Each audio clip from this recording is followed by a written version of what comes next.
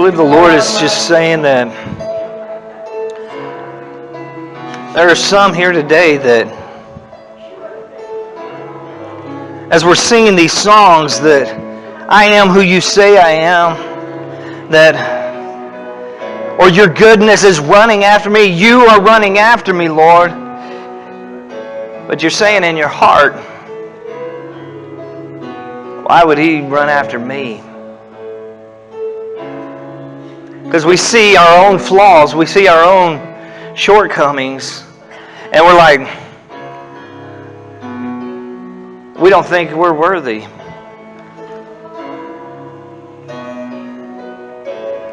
And so it may appear to everyone else that you got it all together, but in your heart, there's something that's saying, yeah, I know Jesus. I know you went to the cross. I know you died for my sins.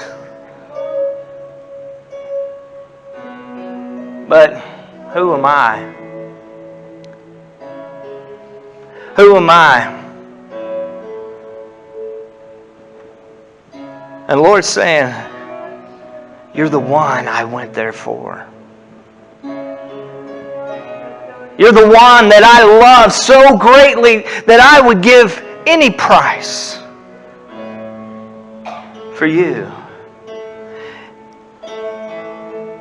When you read in Revelation 19, he is returning and he has fire in his eyes.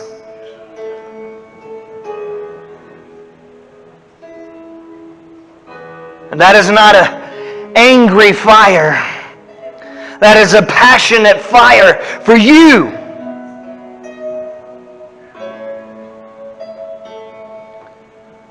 Lord's saying, if that's you tonight or today, receive that love.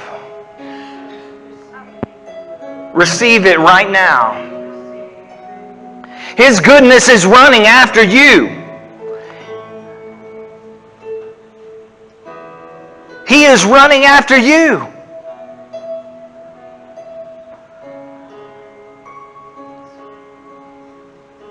Can anybody identify with that? Amen? Just receive that word right now.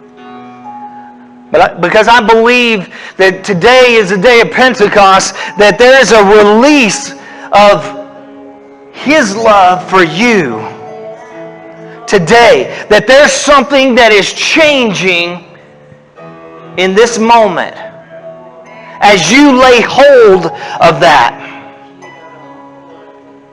And you may say, I don't even know how. I don't even know how to receive your love, Lord. I'm a Christian. I've surrendered my life, but really I don't see your goodness running after me. I don't see that. And he says, just rest in me. Rest in me.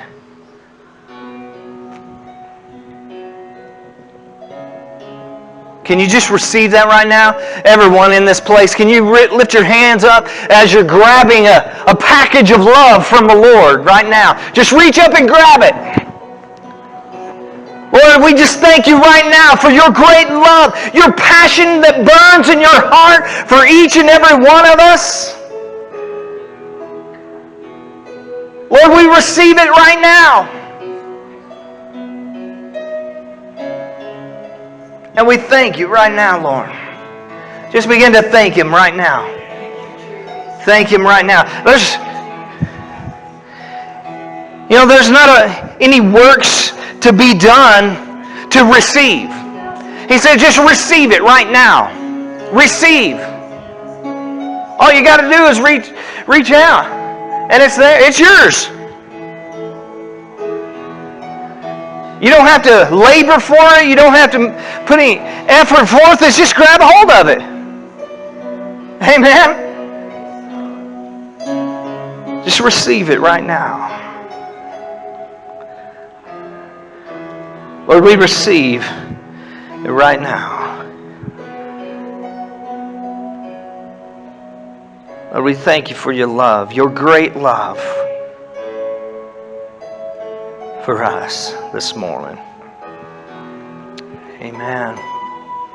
Yeah, I was on.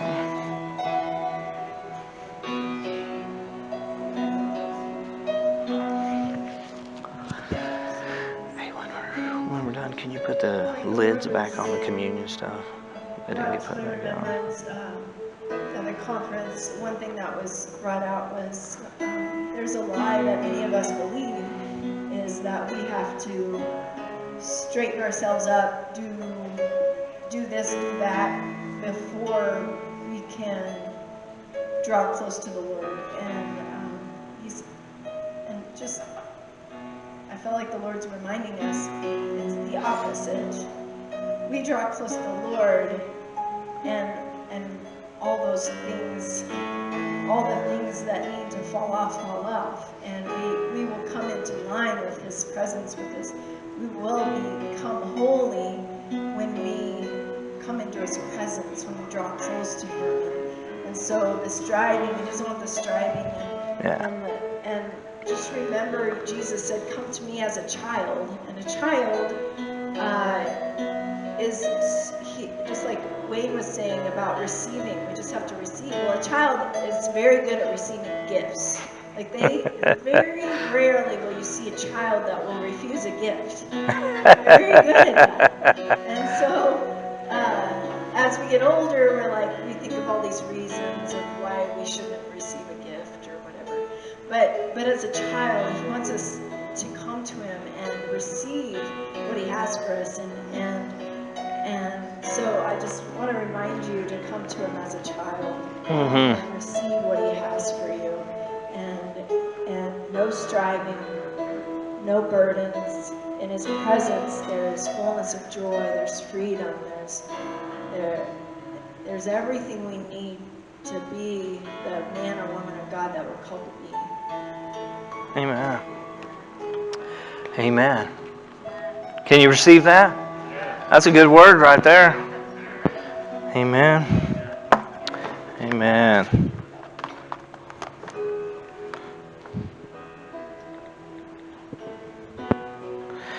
Amen. That was good. Well, it's good to be back here. And we missed you guys, and we want to thank everybody for letting us take a little time off and go see some family and all. Got a little break, and to know that, the work of the Lord continues, even if we're not here. And so we just want to thank each and every one of you for all that you did while we were gone, and the blessing that you were. I mean, even feeding our cats and watering our plants. We got back in our tomato plants in our house. I'm like, whoa, we got to get those in the ground. That's thank you, everybody that did anything for all that you did while we were gone. We're blessed in this house. Amen. And you are blessed in this house because we're one body. And so I just want to thank you for that. Well, today is the day of Pentecost. The day we celebrate the day Pentecost. And so I think we want to start with Acts chapter 2, verse 1 through 4. Because this was the beginning or the launching of the church. Oh, where's everybody? Had the mass exodus there, ready to go to class there. So, Acts chapter 2 and verse 1. It says, when the day of Pentecost was fully come, they were all with one accord in one place. There's, as Marcus pointed out, the car in the Bible, the Honda Accord, but they weren't in a Honda Accord. All right. When the day of Pentecost was fully come, they were all within one accord in one place. And suddenly there came a sound from heaven as a rushing mighty wind, and it filled the whole house where they were sitting. Then there appeared to them divided tongues as of fire, and one sat on each of them. And they were all filled with the Holy Spirit, and they began to speak with other tongues as the Spirit gave them the utterance.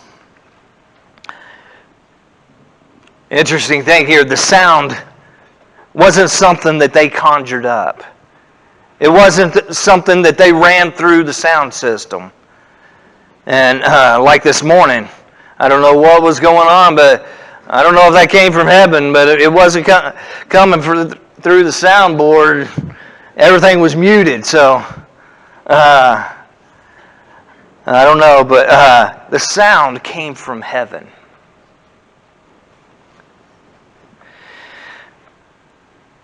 And then it says it filled the whole house. Every part of that house was full of the sound of heaven. Amen? Amen. It says they were in one accord, all together. Well, the day of Pentecost, this was something that Hebrew people, they celebrated this year after year. But it wasn't called Pentecost at that time. It was called the Festival of Weeks. And this Festival of Weeks was 49 days after the Passover. So 49 days after the Passover, every Jewish boy, Jewish man over the age of 20 would make this trek to Jerusalem, to go to Jerusalem for this Festival of Weeks. And this Festival of Weeks was to bring a first fruits offering of the harvest. And so they would pack up, they would make this journey to Jerusalem because they were going to make this offering. They were going to present the first fruits of their harvest to the Lord. And so that's what was taking place, where it says that they began to speak in tongues, and everyone heard them speaking the glories of God in their own language, because Jerusalem was full of people from all over. They had come there for the Festival of Weeks to bring their offering. Well, this was also the time where Moses received the Ten Commandments. The ones that God wrote with his own hand. Not the copy that Moses had to etch out. He had spent time up on the mountain, and God released the written covenant there. And he comes down the mountain. This is the same time. And they celebrated that year after year after year. Well, what would take place is when they would bring that offering in, then immediately after that offering was given, the blessing of the Lord was released. And this is the day that God chose to launch the church. To launch the church. It says they were all in one accord. They were all there in unity. There was something about how they gathered there that, we kind of make it common, this word unity. But what was taking place is they were there. It was more than just an agreement. Hey, I agree. I agree. There was something that was initiated, an offering of ourself that is given. That immediately when it's given, the blessing of the Lord is released. And that's what took place on this day. This was 50 days from Jesus giving his life for you and I, establishing this new covenant. And what did he tell them to do?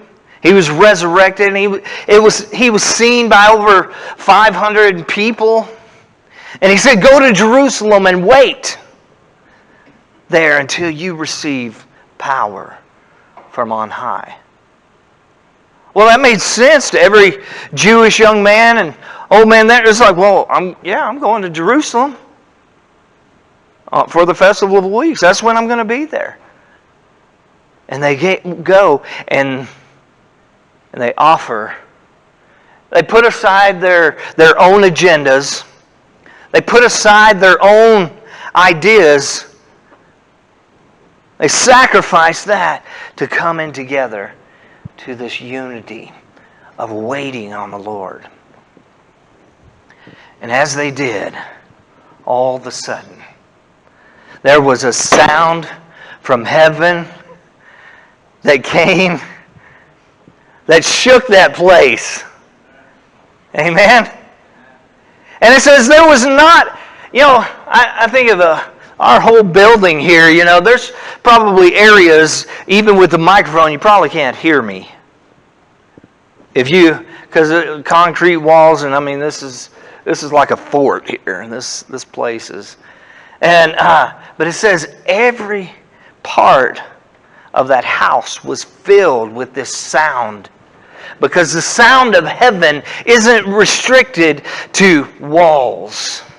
It will vibrate through the walls.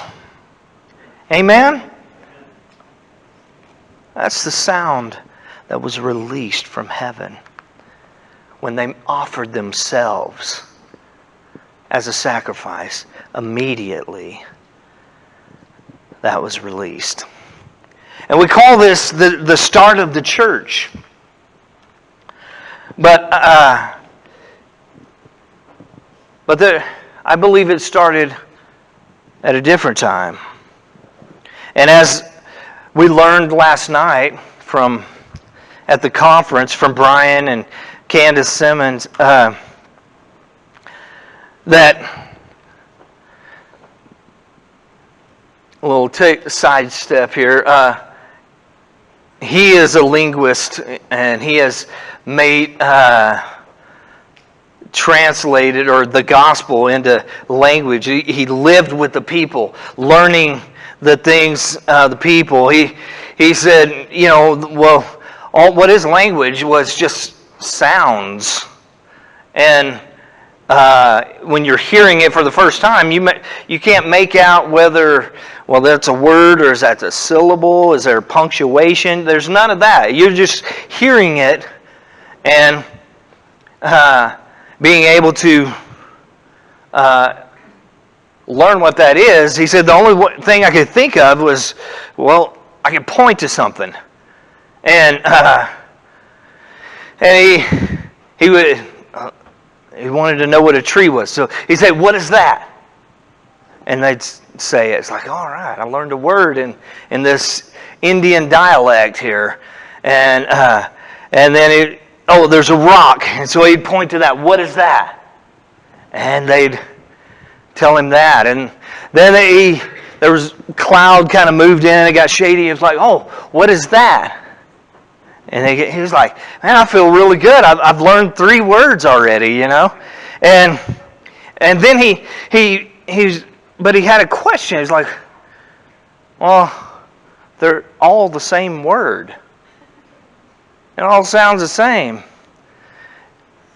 As he began to learn, he said, what is that? He found out that they told him, it's your finger, stupid. It's your finger, stupid. It's your finger, stupid. Because they don't point in this tribe with their finger. They point with their lips. Over there. Over there. Over there. What's that over there? You know. They do that in El Salvador too. They point with their lips. You know. It took some getting used to when we were there. But as he's learning this language to communicate the gospel to this tribe,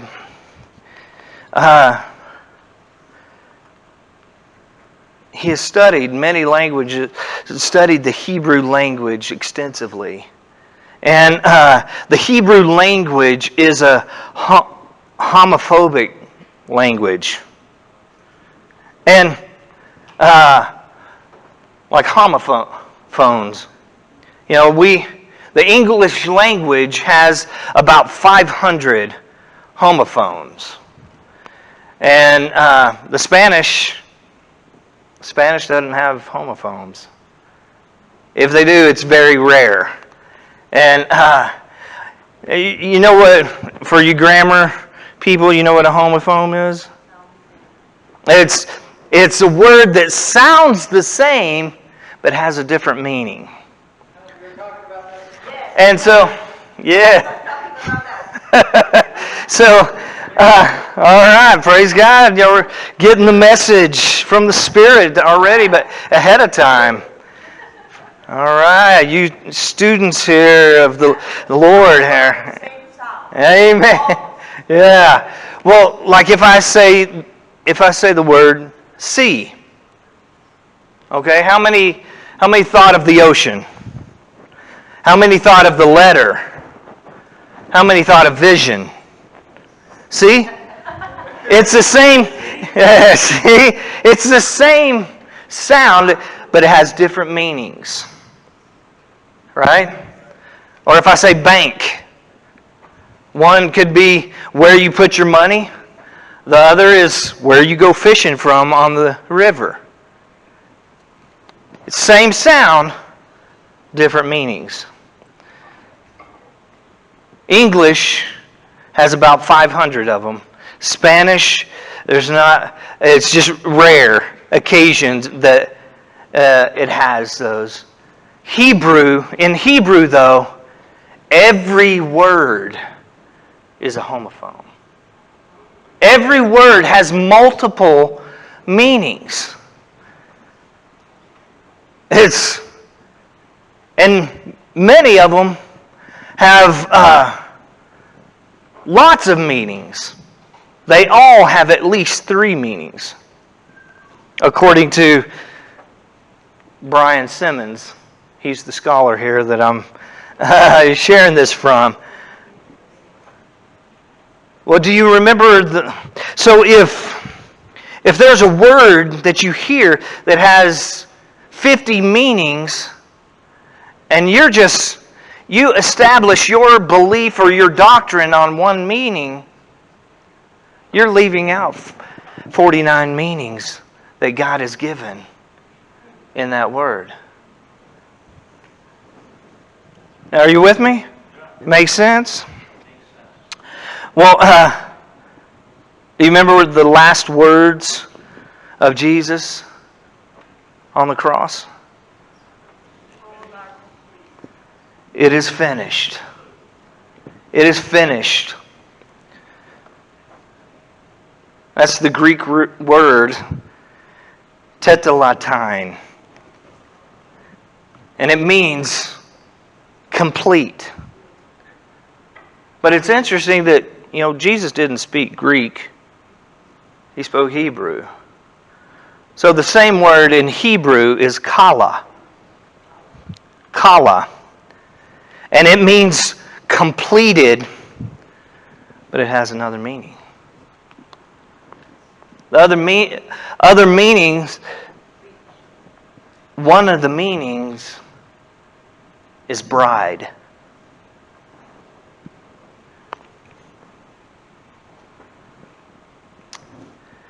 Is bride. So think about that. If one of the meanings says it is complete, and yes, salvation is completed there,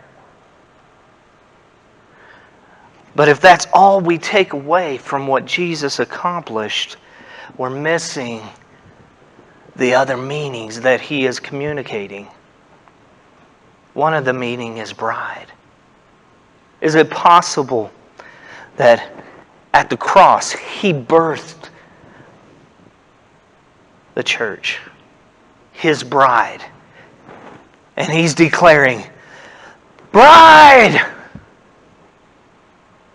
And then He died. And then what happened? Water and blood flowed out from His side.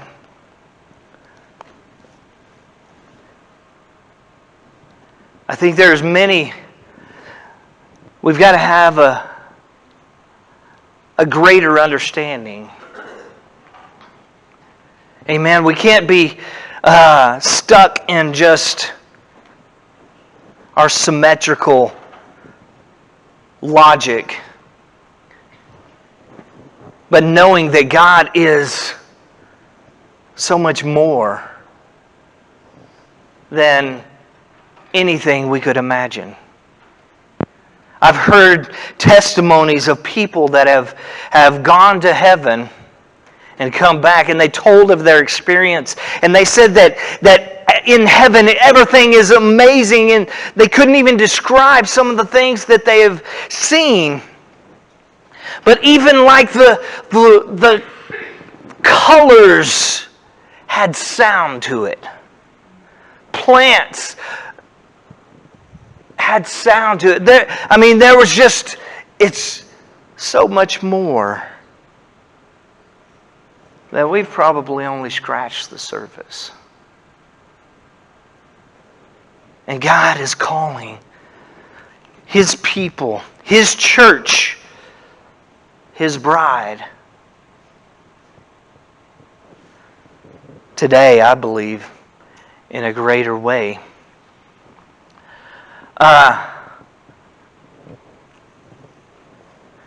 And so I just want to share with you 3 characteristics of the church. 3 understandings that we need to have and active in our lives, in this house. And so I want to share those with you. The first is a word that it's community. I call these the 3 C's characteristics of the church. There's more, I'm sure, but these are 3 that the Lord has highlighted to me for this message today. Community. When the church was launched, there was a community that was established. Let's look at Acts chapter 2, verse 44. 44 through 46, it says, "Now all who believed were together." They were together, and had all things in common. And they sold their possessions and goods, and they divided them among all, as anyone who had need. So continuing daily with one accord in the temple, breaking bread from house to house, they ate their food with gladness. One of the words that is used here where it says they were together is the word for fellowship. They had fellowship. This was something that was vital and important to the church, to establishing this church. And fellowship, it's more than just, we do pretty good here at having potlucks, and we call that fellowship, and we enjoy that, and some of us more than others, but we like to eat around here, and we like to break bread together and fellowship, and that's good. I think there's something spiritual that takes place there. And it's vital to us. But this word for fellowship goes way deeper than that. It goes past the superficial, and it goes into the heart. That's what took place, and this is the characteristic of the church that we are to model, that we go deeper than, hey, how you doing? How's it going today? Oh, did you have a good week, But we're going deeper. What's God speaking to you? What are you struggling with? Ephesians talks about every joint supplying. It talks about us standing together. It's laying aside my own agenda for concern for you. That's the fellowship. That's this deeper level that He's called us to. Amen? I think we do a good job on the potluck, the fellowship, the breaking of bread. But how many say, I don't really know so and so. I need to go deeper. And that requires something of us. That requires a vulnerability. If I'm going to go deeper, I've got to be vulnerable. This is where I'm struggling. This is where I'm hurting. God's really been speaking to me about this.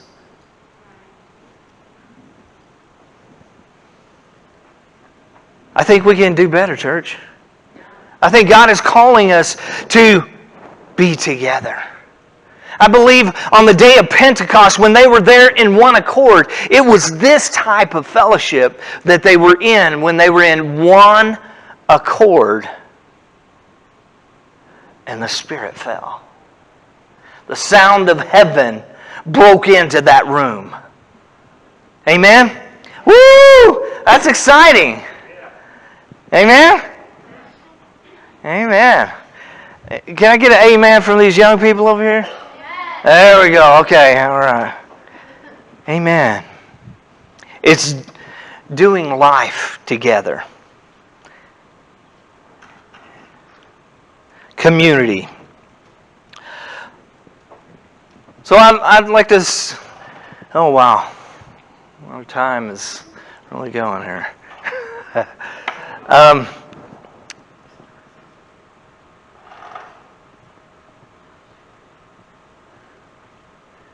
That's all right. I want to take the time. All right. Well, I want to continue on here. So what's the first characteristic? It's community. Community. Family.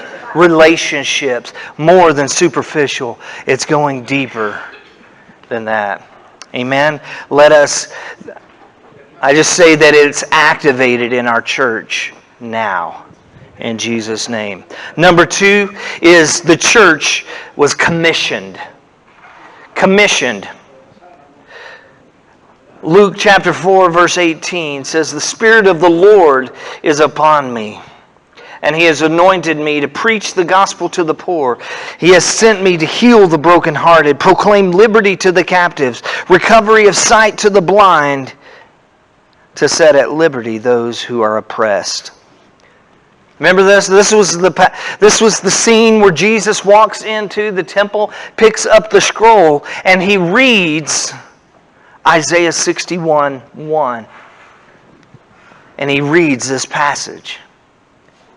And he says, today this has been fulfilled in your ears. See, Jesus is our example. He is our model. And so this, not only was Jesus commissioned with that prophecy, but you are too. You are too. So you can stand and you can say, the Spirit of the Lord is on me. Can you say that? The Spirit of the Lord is upon me. That's right. That's right. You know, remember when he told his disciples, lay hands on the sick and they'll recover. Cast out the demons, raise the dead. Remember he said that? That wasn't just the 12. It was for all who believe. Do you believe? Yes. You are commissioned. Remember when he said, go into all the world and preach or proclaim the gospel or the good news? That's you and me. That applies to each one of us. The church has been commissioned to establish the kingdom wherever we go. Amen? There was a young boy in Kansas that, I think he's 17. His name is Elijah, and he's got cancer. And we were at the church that night, and someone from the church has said, oh, can you come? We were ministering there, and can you come and pray for Elijah? We said, sure. So, myself, Marcus, Judah, and Trisha's dad, Stan, we all went over there, and we prayed for him. And that night, the Lord spoke to me, and He said that we didn't pray correctly. We went in there, and we were, God, will you do this? Or we were giving prayers of comfort. Lord, just that he would trust you or know you. Well, that night, the Lord spoke to me. He said, I've called you to carry the kingdom into that place. He's commissioned us. Why? Because we are the church. I am the church. You are the church. We are the representative of the kingdom.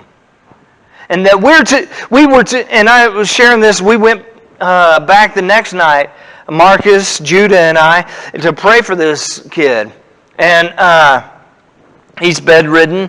He couldn't get out of bed. And but his mom, his mom has to feed him and stuff. But his mom was encouraged after the first night that it was like, oh, well, he ate a piece of toast on his own. And to her, that was a big step.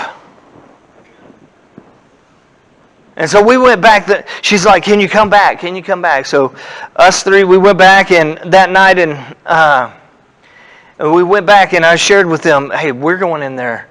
We are carrying the healing. We are carrying the kingdom into that place. And that's how we've got to speak. We've got to speak life into his body. We've got to command that spirit of infirmity to leave. God had shown Stan, gave him a word of knowledge that there was a spirit of infirmity that night as well. So we went back, and we, instead of asking, I was reminded that nowhere in the Scriptures does Jesus pray for somebody. You can't find it. He went to the Garden of Gethsemane and he prayed to the Lord. But he didn't pray for anybody. He went there and he commanded the sickness to leave. He spoke life into that situation. So God stirred me up. It's like, we've got to speak life into this situation. We got to speak healing into this situation. Because we carry the kingdom. We have been commissioned. This is our moment. This kid is hopeless, and there's no one there. And God brought us all the way from Montana down here to pray for this guy. We were commissioned for that moment. Let me digress here. There are people there that can pray, but in that moment, God commissioned us to go in there. And He's commissioned you to establish the kingdom. Because you are the church. Amen? Commissioned means we are on a mission. Wherever you go, you are on a mission from the Lord. Commissioned means you are equipped with supernatural ability. Woo! Supernatural ability. And that we are to establish that wherever you go. Now, we haven't heard of the miracle, but we're still believing. I think we put it on Signal, and I know some of you guys were praying for this guy, Elijah, too. And we're believing. Well, when we prayed, we commanded that spirit of infirmity to leave. The kid, he's just, skin on bones. There's like no muscle on his arms. And I'm standing at the foot of the bed, and as we're speaking and declaring life, he reaches up and grabs my hand. And I mean, for him to do that, I mean, it just looked like bones. And for his hand fully extended out and grab my hand, God was moving there. And then Marcus was on the other side of the bed, and his mom said he couldn't move his left arm at all, or his right arm at all. He had it on his chest, and he reached over and he grabbed Marcus's hand. You are commissioned, church. Speak with authority, with life. Amen? So the church characteristic number 1 is community. Number 2 is commissioned. You are commissioned. And number 3 is a word. It's really kind of maybe electrical term. It's continuity. It means there's a circuit there that there is flow. The electricity is able to flow. That's continuity. The church had continuity. There was a flow of the Holy Spirit that was moving in that place. We just read it. We started by reading it. The sound of heaven rushed into that place, and it flowed throughout that place. And then they began to allow it to flow through them, and they began to speak in tongues. And people in the streets, they're beginning to hear what the glories of God, because of the flow that was working in their life.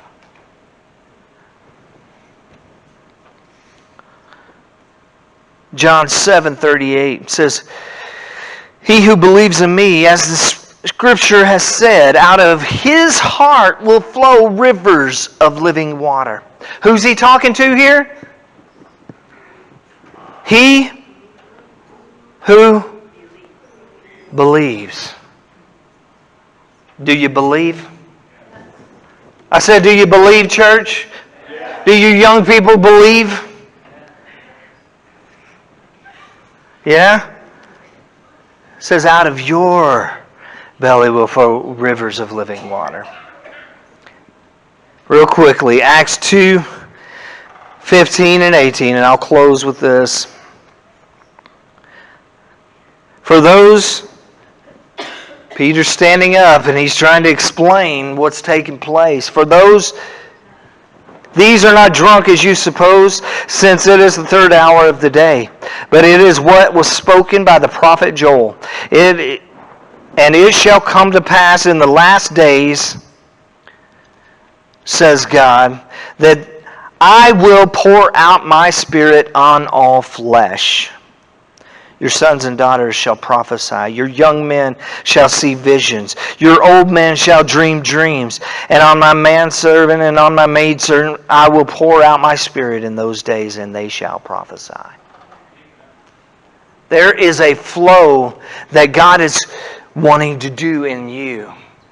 And if you have never prophesied, if you have never released that in your life, it can be kind of, I don't know, I'm kind of feeling something, but, have you ever been praying in a group and you just kind of feel like maybe something's coming to you, but you don't say anything and somebody else says it right after that? I've done it many times. See, God's wanting to flow through you, and you are to release that. Amen? And begin to prophesy. Because see, none of these are easy, but they're simple. It may be difficult to step out and share your heart with someone in community. It may be tough when you're confronted with a situation that it needs the kingdom, and God has put you into that place to release that, to speak with some boldness. That may be hard. And it may be difficult when you're in that situation. You just kind of have, maybe you just have one word. But then as you release that word in faith, all of a sudden God begins to speak through you. And there's more words that He starts using. God is calling us. This is the model. This is the first church. And if you have not prophesied, I believe He's calling us to that. Amen?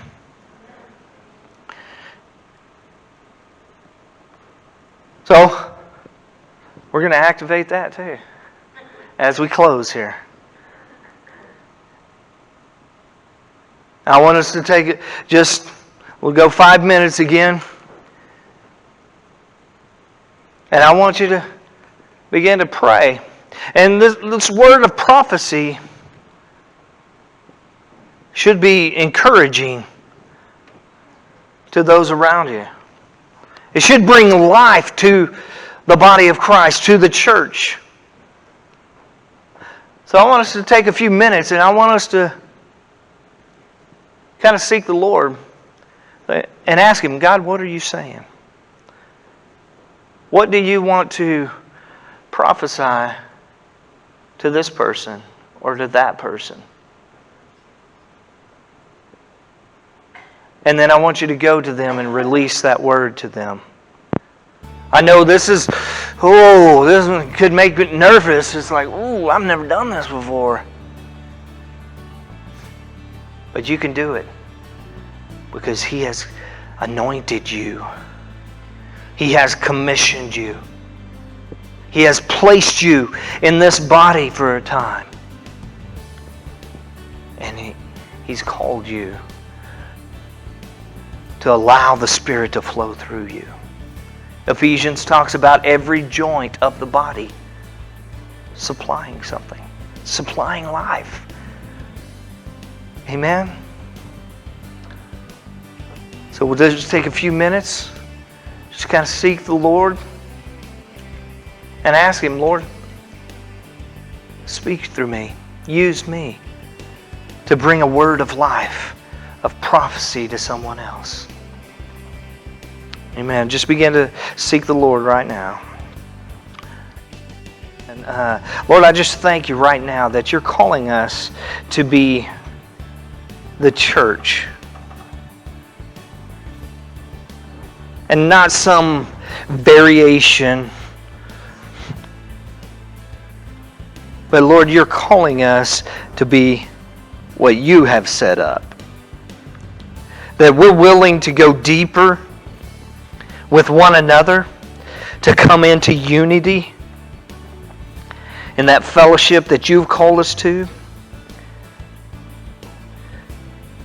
That we are commissioned by you to carry the kingdom and demand results. And Lord, that you have called us to have a continuity with you, that your Holy Spirit is flowing through our life today. Lord, I just declare and decree that over this body today. In Jesus' name, amen. Amen. God bless you.